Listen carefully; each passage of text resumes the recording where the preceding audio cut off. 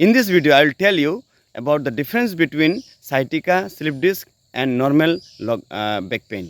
तो normal back pain और sciatica और स्लिप डिस्क के बीच में क्या अंतर है, कौन कौन से डिफरेंस है, उसके बारे में आज हम इस वीडियो में बात करते हैं। सबसे पहले मैं आपको बताना चाहता हूँ कि साइटिका हो या कमर दर्द हो या स्पॉन्डिलाइटिस या आपका जो स्लिप डिस्क का प्रॉब्लम हो, तो सारे चीज़ों में एक जो मुख्य जो इसका जो कारण होता है वो होता है lack of physical exercises, lack of physical labour. When we are not doing any physical activities, जब हम कोई फिजिकल एक्टिविटीज़ नहीं करते हैं, एक्सरसाइज नहीं करते, व्यायाम नहीं करते हैं, कोई काम वगैरह नहीं करते हैं, सिर्फ बैठे रहते हैं, आराम करते रहते हैं, तो हमें इस तरह का प्रॉब्लम होना शुरू हो जाता है। सबसे पहले हम देखते हैं कि इसका कारण क्या है। तो जैसे कि हमारा जो कमर होता है, जो स्पाइनल कॉर्ड जिसे कि हम बोलते हैं, स्पाइनल कॉर्ड में ये बहुत सारे हड्डियों का एक समूह होता है। There are lots of bones which is known as vertebrae. इसे वर्टिब्रे कहा जाता है। तो वर्टिब्रे को बचाने के लिए, in order to protect the vertebrae, वहाँ पर कुछ जेल लाइक कंपोनेंट्स होते हैं जिसे कि हम डिस्क बोलते हैं। उस डिस्क में कुछ जेल लाइक कंपोनेंट्स होते हैं। तो this is known as the shock absorber. ये एक शॉक एब्जॉर्बर की तरह काम करता है। जिस तरह से गाड़ियों में शॉक एब्जॉर्बर लगाया जाता है, रनिंग शूज़ में शॉक एब्जॉर्बर लगाया जाता है, ठीक उसी प्रकार हमारे जो स्पाइनल कॉर्ड में जो वर्टिब्रे है, वर्टिब्रे को बचाने के लिए उसमें शॉक एब्जॉर्बर होता है जिसे कि हम डिस्क के नाम से जानते हैं। जब ये डिस्क में जो जेल होते हैं, जब जेल ये धीरे धीरे जब बाहर निकलने लगता है, और ये कब बाहर निकलता है, जब हम फिजिकल एक्सरसाइज नहीं करते हैं, गेम्स एंड स्पोर्ट्स नहीं खेलते हैं, कोई भी शारीरिक गतिविधि हम जब नहीं करते हैं, तो हमारे ये जो जेल लाइक कंपोनेंट्स जो होता है वो बाहर निकलने लगता है धीरे धीरे। और जब ये बाहर निकलने लगता है तो बाहर क्या है, बाहर नर्व्स है, different types of nerves are there. तो ये नर्व्स में जाके टकराते हैं और उसे प्रेस करते हैं। तो ये जब प्रेस करता है नर्व्स में, तो नर्व्स में जो है दर्द, झंझनाहट शुरू हो जाता है। तो उन्हीं नर्व्स में से एक नर्व है sciatica nerve. This is the longest nerves in our body. ये जो है हमारे शरीर में सबसे बड़ा और सबसे लंबा जो नर्व्स है। जब इस नर्व्स को जो है ये जेल लाइक कंपोनेंट्स हिट करता है, प्रेस करता है, तो साइटिक नर्व्स जो है सेंसेशन पैदा करता है और वहाँ से हमारा दर्द शुरू हो जाता है। ये साइटिक का जो प्रॉब्लम होता है वो शुरू हो जाता है आपका कमर से शुरू होकर कूल्हों में जाता है, बुटक्स में, उसके बाद धीरे धीरे ये पैरों में झंझनाहट, पेन जो है शुरू करता है। तो अगर आपके पैरों तक दर्द शुरू हो रहा है कमर से, तो आपको मान लेना चाहिए कि आपको साइटिका हो गया। तो इसके लिए different exercises are there and you have to take care of your nutrition diet को आपको थोड़ा मेंटेन करना है। क्योंकि बहुत बार ऐसा होता है कि lack of physical activities and साथ में हमारा जब न्यूट्रिशन डाइट ठीक नहीं रहता तो भी हमें इस तरह का समस्या होने लगता है। और साथ में स्लिप डिस्क का प्रॉब्लम भी इसी से जुड़ित है। जब हमारा जो है जेल लाइक कंपोनेंट जो बाहर निकलने लगता है, तो दूसरे नर्व्स में जब ये टकराता है, प्रेशर करता है, तो उससे स्लिप डिस्क का प्रॉब्लम होता है। कमर में दर्द होता है, गर्दन में दर्द होता है, स्पॉन्डिलाइटिस का प्रॉब्लम हो जाता है और उसके साथ ही बहुत सारा विकार उत्पन्न होने लगता है, बहुत सारा पेन शुरू हो जाता है। अब हम देखते हैं कि कमर दर्द क्या। कमर दर्द जो है, नॉर्मल जो कमर दर्द होता है उसमें मसल पुल अप होता है। जब भी हम कभी कोई भी चीज़ अचानक कोई चीज़, भारी भरकम चीज़ को उठाते हैं या कोई अचानक कोई जंप करते हैं या कुछ भी इस तरह का चीज़ जो है, अचानक सडनली हम बैठे बैठे खड़े हो जाते हैं अचानक, या बैठ जाते हैं, इस तरह का कोई भी गतिविधि अचानक जब करते हैं तो हमारा जो है मसल उसके लिए रेडी नहीं होता है। और when we are not doing exercises, जब हम एक्सरसाइज नहीं करते हैं, कोई भी खेल कूद नहीं करते हैं, तो हमारा मसल धीरे धीरे ढीला हो जाने लगता है, बहुत कमज़ोर होने लगता है। तो अचानक जब हम कभी, अचानक हमारे जीवन में जब हम कभी कोई भारी चीज़ उठाते हैं, अचानक जंप करते हैं, तो ये पुल हो जाता है। इसके मसल पुल बोलते हैं, क्रैम्प्स बोलते हैं। तो ये क्रैम्प्स हो जाता है, ये नॉर्मल है। इसे ठीक करने के लिए हमें just we need to have some bed rest for few days.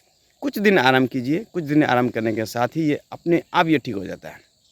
तो ये जो है नॉर्मल कमर दर्द है। अगर नॉर्मल कमर दर्द आपका ठीक नहीं हो रहा है, तो आपको समझ लेना चाहिए कि आपको स्लिप डिस्क का, स्पॉन्डिलाइटिस का या आपको साइटिका का प्रॉब्लम हो रहा है। अगर आप जानना ही चाहते हैं कि आपको एक्चुअली में स्लिप डिस्क हो रहा है या कुछ दूसरा प्रॉब्लम है, तो आप एमआरआई करा सकते हैं। एमआरआई कराने से आपका जो है पूरी तरह से आपको पता चल जाएगा कि आपको क्या प्रॉब्लम है। तो इस तरह से आपको करना है और साथ में कुछ एक्सरसाइजेज आपको करनी है। वो एक्सरसाइजेज मैं आपको बताऊंगा। इस वीडियो में आप देखेंगे कि वो कौन कौन से एक्सरसाइजेज हैं, जो कौन कौन से वो योग के आसन हैं, जिसे कि करके हमारा जो स्लिप डिस्क का प्रॉब्लम, साइटिका का प्रॉब्लम, कमर दर्द का प्रॉब्लम बिल्कुल ठीक हो सकता है। आइए देखते हैं। से बैठ जाइए, इस तरह से लेट जाइए और लेट जाने के बाद अपने दोनों पैरों के बीच में जांघों के नीचे अपने हाथों को इस तरह से लगा लीजिए और सीधा देखिए नीचे की ओर, अपना सर रखिए और धीरे धीरे अपने एक एक पैरों को उठाइए इस तरह से। 1 2 1 2, आराम आराम से करना है। 1 2 1 2 1 2 1 2 1 2 1 2 1 2 1 2। आप धीरे से अपना दोनों हाथ आगे की ओर करिए इस तरह से। अब आपको जो हाथ, आपका जो बायां हाथ पहले उठाइए, बायां हाथ उठाइए और बायां हाथ और दाहिना पैर इस तरह से। 1 2 3 4 5 6 7 8 9 10। फिर दाहिना हाथ और बायां पैर। 1 2 3 4 5 6 7 8 9 10।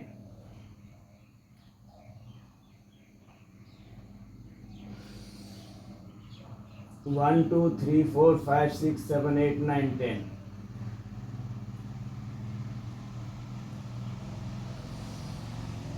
1 2 3 4 5 6 7 8 9 10।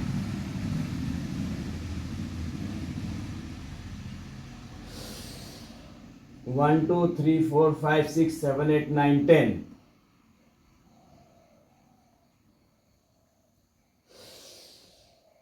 1 2 3 4 5 6 7 8 9 10।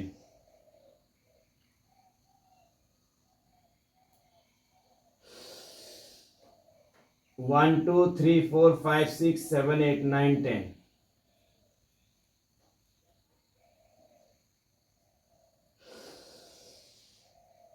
1 2 3 4 5 6 7 8 9 10। अब अपने दोनों हाथों को फिर से जांघ के नीचे में रखिए इस तरह से।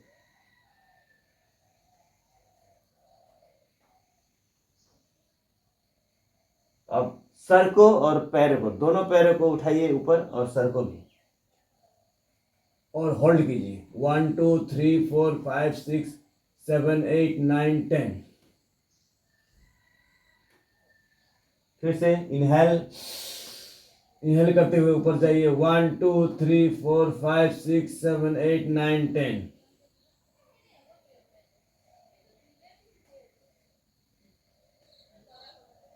Again.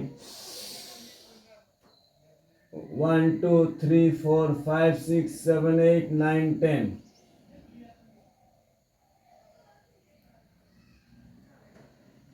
Inhale. 1 2 3 4 5 6 7 8 9 10। Exhale. थोड़ा सा रेस्ट कीजिए। फिर इनहेल।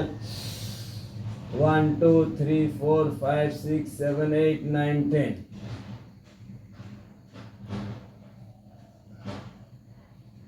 Inhale. 1 2 3 4 5 6 7 8 9 10। इस तरह से आप 10 रिपीटेशंस कर सकते हैं इसका। फिर से दोनों हाथ ऊपर आगे की ओर कीजिए। उसके बाद इस बार दोनों हाथों को और दोनों पैरों को ऊपर उठाना है। दोनों हाथों को, फिर दोनों को पैरों को इनहेल करते हुए hold. 1 2 3 4 5 6 7 8 9 10। Inhale. 1 2 3 4 5 6 7 8 9 10।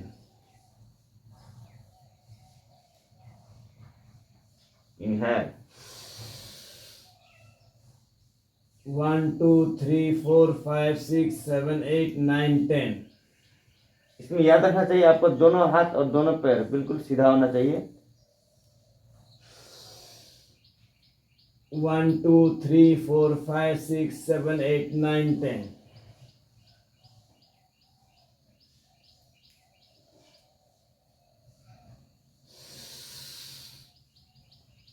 1 2 3 4 5 6 7 8 9 10।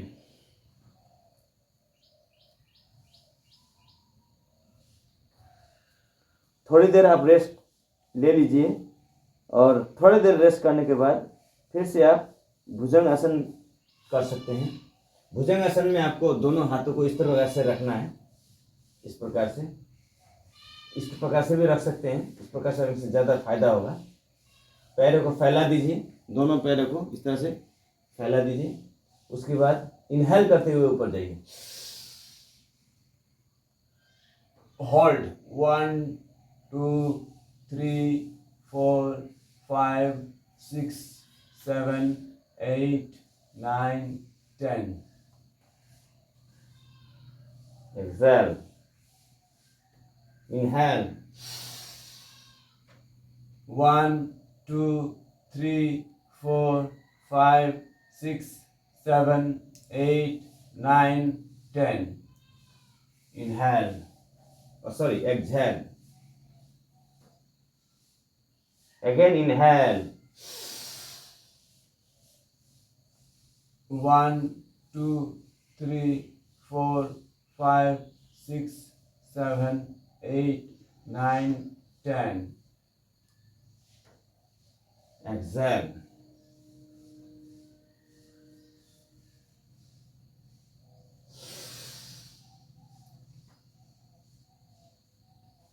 One, two, three, 4 5 6 7 8 9 10।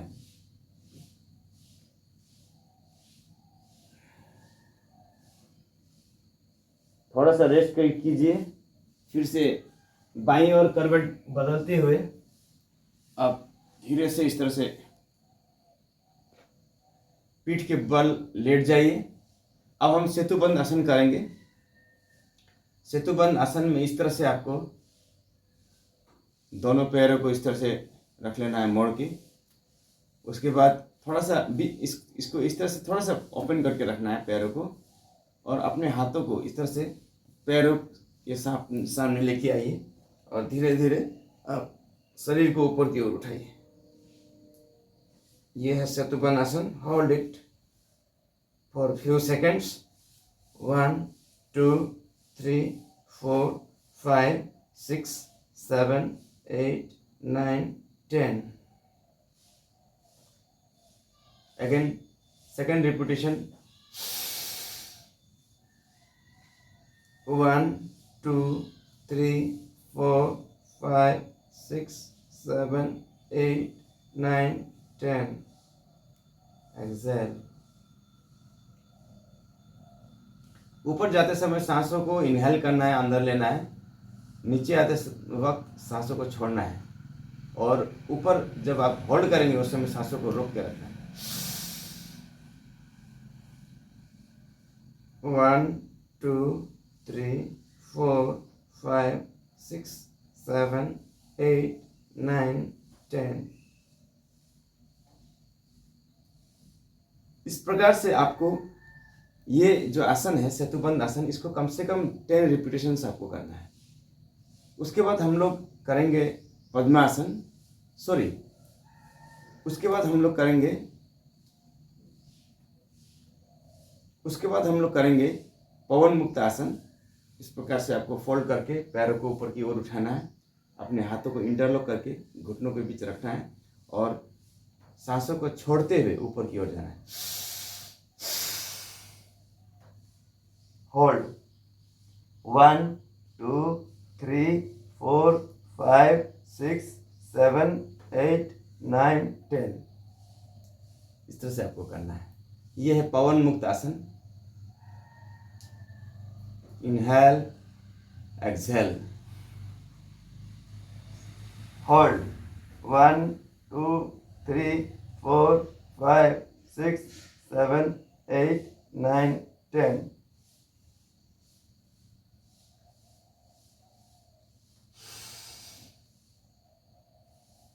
Again.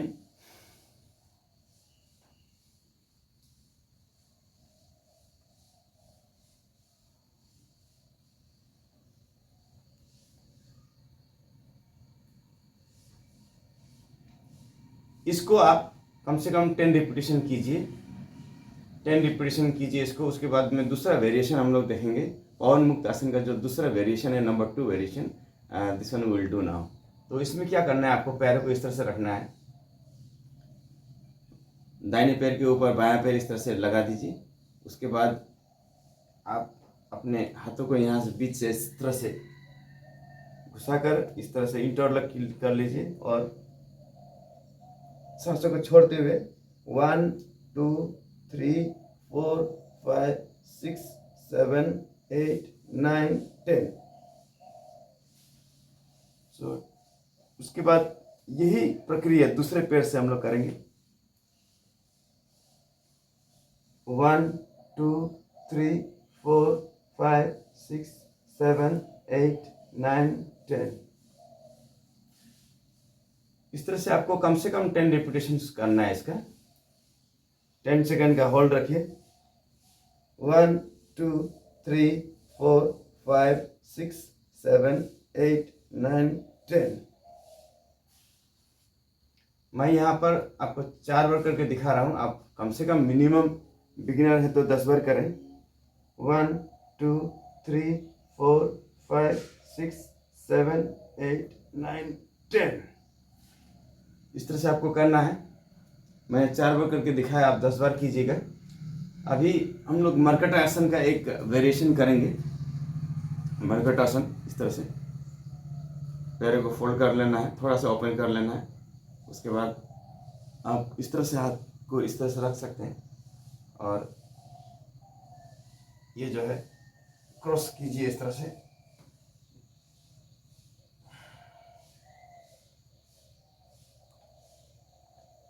One two three four five six seven eight nine 10।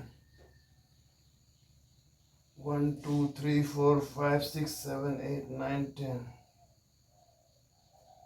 1 2 3 4 5 6 7 8 9 10। तो इस तरह से ये सारे आसन अगर आप रेगुलरली करेंगे तो निश्चय आपका जो है, आपका जो साइटिका का जो प्रॉब्लम है, साइटिका का प्रॉब्लम, स्लिप डिस्क का प्रॉब्लम, ये सारे प्रॉब्लम्स जितने भी स्पाइनल कोर्ड के रिलेटेड जितने भी प्रॉब्लम्स होते हैं वो सारे प्रॉब्लम्स बिल्कुल जड़ से ख़त्म हो जाएंगे। बस आपको करना क्या है, वो आपको नियमित रूप से ये सारे व्यायाम को करना है। बस इतना आप कीजिए, हमेशा डेली कीजिए, आपका साइटिका और स्लिप डिस्क बिल्कुल पूरी तरह से ख़त्म हो जाएगा। धन्यवाद।